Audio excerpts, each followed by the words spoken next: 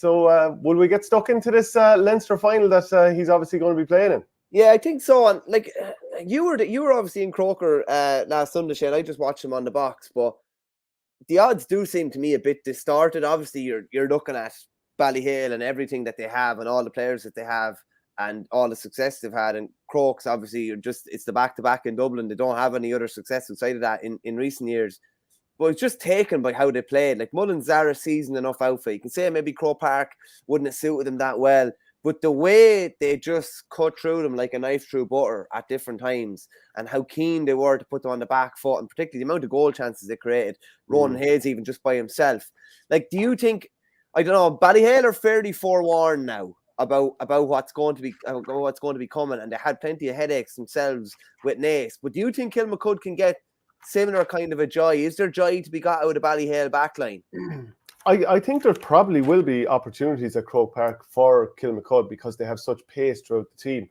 And like just going through the players they have here from front to back, like Brian Sheehy has a lot of pace. Everyone knows, of course, that he's going to be involved in both panels this weekend.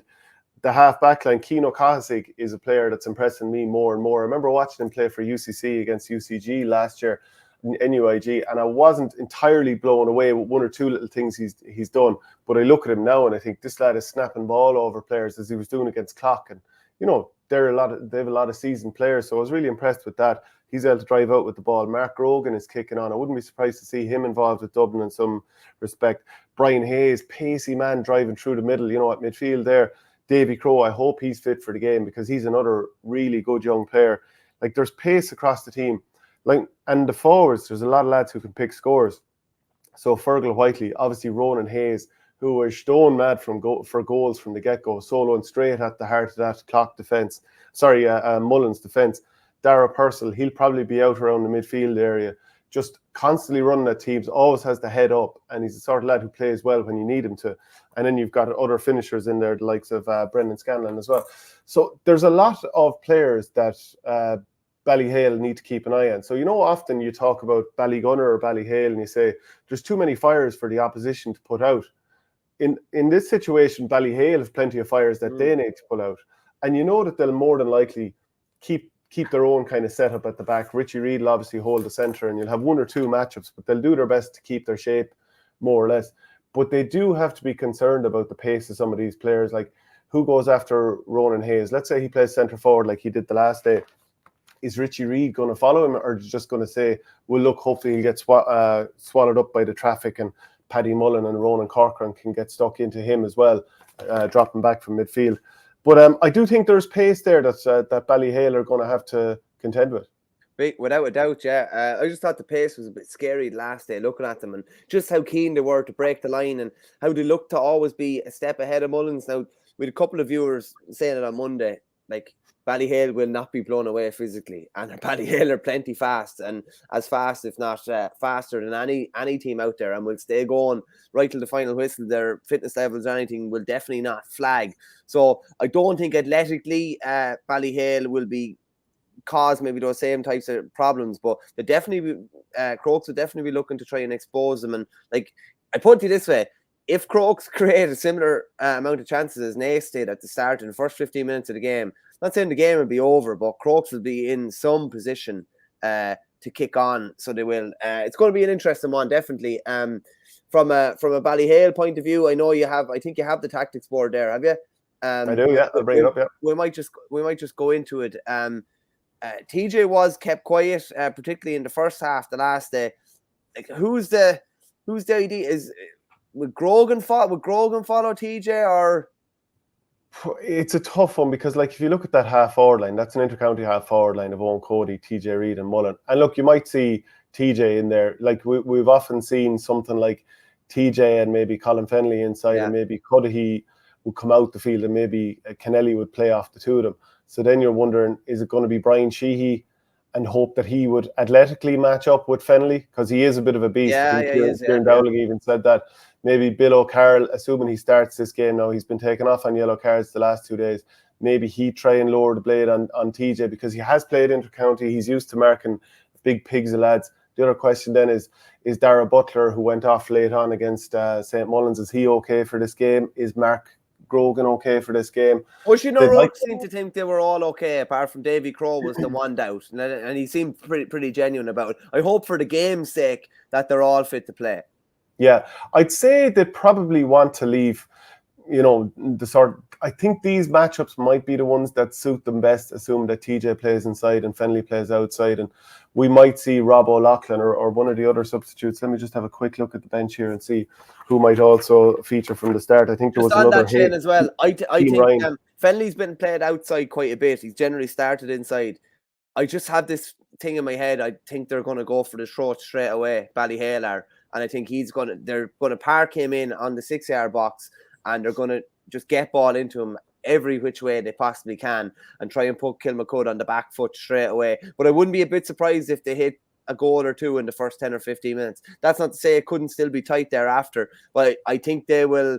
I think they'll have a bit of a point. It's funny, they hadn't really been tested up until last Sunday, and I think they'll have a point to prove from that. And even Pa Hoban's words were fairly damning of them, of a team that still won by 12 points. Yeah, and I think they'll be looking to try and make an impact from the very start, and they've done that in games before. Just lay down a marker straight away. It's funny how games are different. Like Fennelly didn't, he wasn't getting on much ball early, whereas on Sunday he could have 2 or 3 balls in his hand inside the first 3 or 4 minutes, and I just think he'll bulldoze, and he'll try and bulldoze.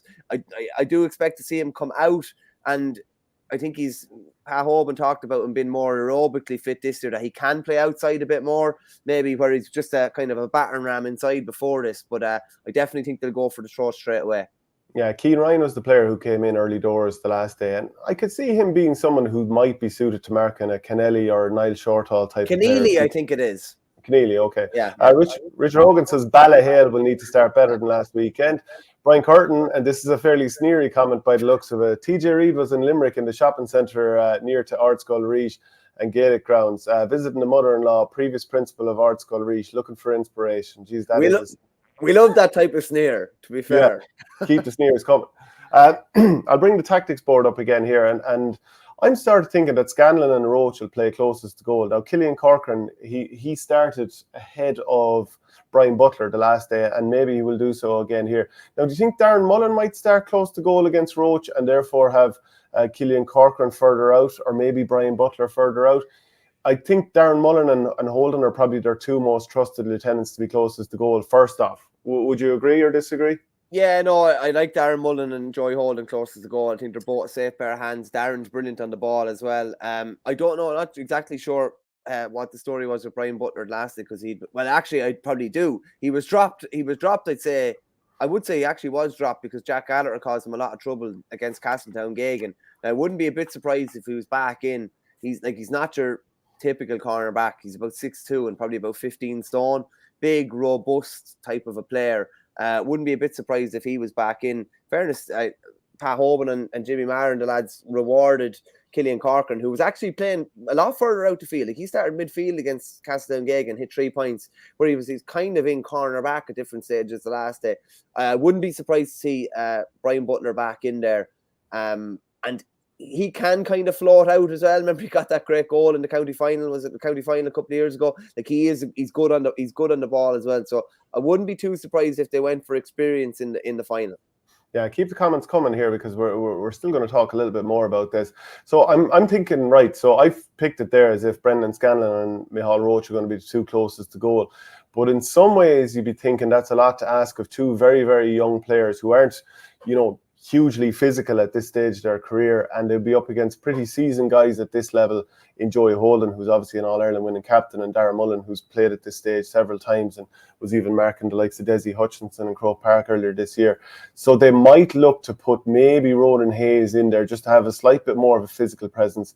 Hope that they can draw Ballyhale out a little bit. Hope that Richie Reid, follows his man. He's not going to, but, maybe hope that he does, and get Hayes in there one-on-one. But I think if you have Ronan Hayes here, looking at the way that we've organised the players here, and Killian Corcoran has to, for example, or Brian Butler has to follow him out a little bit. And I think if he's close to Reid, he possibly occupy Reid a little bit more and force him to come out a little bit, perhaps. Now, the one thing about having Whiteley and O'Rourke, assuming that Quaylon Conway, the captain, drops out to the middle of the field a little bit more. O'Rourke and Whiteley, if they get on ball, they will pop over points all day. Yeah. So Evan Shefflin and Dara Corcoran, who like to get forward for their own scores, they're going to have to be fully tuned in. And Purcell will look to break the lines time after time. If he can he'll do his nice little stick passes, left, right, set up scores. And then look, between him and Brian Hayes, you have two lads who are able to, I would say, make the most out of the Croke Park turf. And I think, look, as long as they get enough ball into the hands of Hayes, Purcell, Whiteley, O'Rourke, and Ronan Hayes as well, I think they can cause Ballyhale bother because they're able to run at a man, commit a man, and break the lines. So that's where Crokes, to me, will get their joy. Will Alex Considine start? Do you know what? He will start. He will definitely start. I was just thinking when you said it there, because he obviously offers them something completely different inside, and the sort of lad that can snap a ball and potentially get a goal, and it would also allow you, if they're intent on playing Hayes at 11, to leave probably Hayes out the pitch and still have one big man inside. Yeah, no, that's true. And we'd written down in the notes Alex Considine will be back from a 2-game suspension, so he hasn't played in quite a while. Probably the guts of. That's a bit of a worry. That's a small bit of a worry, obviously too. Yeah. So I had just thrown up the team that started the last day, but I think absolutely Alex Considine, who is a very physical player, that he will be suited to going inside, and then probably you will have that matchup with Holden or Mullen. So that, and you know what, it could be Scanlon that starts instead of Roach, because Scanlon has started the last couple of games and Roach didn't start the previous one, but obviously he did really well when he came on the last day. Yeah, who's the dark horse to be the game changer for both sides? What do you think? I don't know if Ballyhale have a dark horse. No, probably not. I've been very impressed with Ronan and Corcoran midfield. The two Corcorans, I have to say, are really chipping in and have been really, really consistent. So probably go with one of those. My question to you would be this though. Like, Kilmacud are really fit, athletic, mobile side, but will they be eaten somewhat physically by how physical Ballyhale are, particularly around that middle area? I think it would be more down to Ballyhale just being slightly sharper hurlers, and that's no insult to them, because I think Crokes have great hurlers. But also, let's say a couple of years ago, that Leinster final between St. Mullins and Ballyhale. St. Mullins have lovely hurlers, great hurlers, nice, tasty, wristy lads, but they got eaten alive in terms of the 50-50 ball. And this is, so often to be a ruck, and a Mullins lad might win the ball or get it out to himself, but then wouldn't get it up quick enough, and the Ballyhale lad goes off and takes it off you. So we're talking about Owen Cody, Colin Fennelly, TJ Reid, players like this with great touch. Adrian Mullen, who we haven't really mentioned at all. Yeah, who's like the most important player now, nearly. Yeah, to me, he carries the line more than anybody. Like, that's what I mean. And it's not an insult to who they're playing. It's just that you have to respect the quality that this Ballyhale team has, and the amount of them that have hands like Venus flytraps that just take the ball off you. Yeah, as well as that, Shane. With due respect to the Crokes lads, when you go through the team, there's a lot of potential there. But really, when you go through the Ballyhale team, it's not potential. You have a fair idea of what every one of them is going to do on Sunday. If you get me, like, it's a known fact nearly. Whereas Kilmacud is, they could do this, and Fergal Whiteley could snap 4 points, and O'Rourke could do the same. But it's more likely, I'd say, Adrian Mullen will hit 4 points. Brian Cody will hit one, or Owen Cody will hit 1, 2. Do you know what I mean? So, and I do think, I agree with you on the hurling point of view. It will probably be a slightly bit snappier. I do think they'll be particularly physical because they were a bit muscled out the last day by Naas. So in the heat of the hunt, as you'd say yourself, it is Ballyhale for me. But I do think Kilmacud could definitely cause them some trouble, and I think they could hit the net. I think they could hit the net 2 to 3 times, Kilmacud, but I still don't think they'll win. Yeah, and again, it's being at this stage and having the composure at this stage that, Ballyhale have that because they've been here so many times, and Crokes may have that. And I think it was important for them. That win over Clough was huge for belief. And then when they came on and played the last day out against St. Mullins, they played like a team that's now comfortable on this stage. So they could absolutely lord it in this game, play brilliantly. And I think everyone wants to see a really competitive game here. But, like, how do you not go for Ballyhale given what they've done over the years and the quality that their players have? Just on that as well, Shane, they've the last day, apart from the last day, they haven't showed any signs of slowing down. If anything, they're looking like they're hitting another gear, I would have said. So, it's definitely Ballyhale probably by 6 or 7 in the wind-up.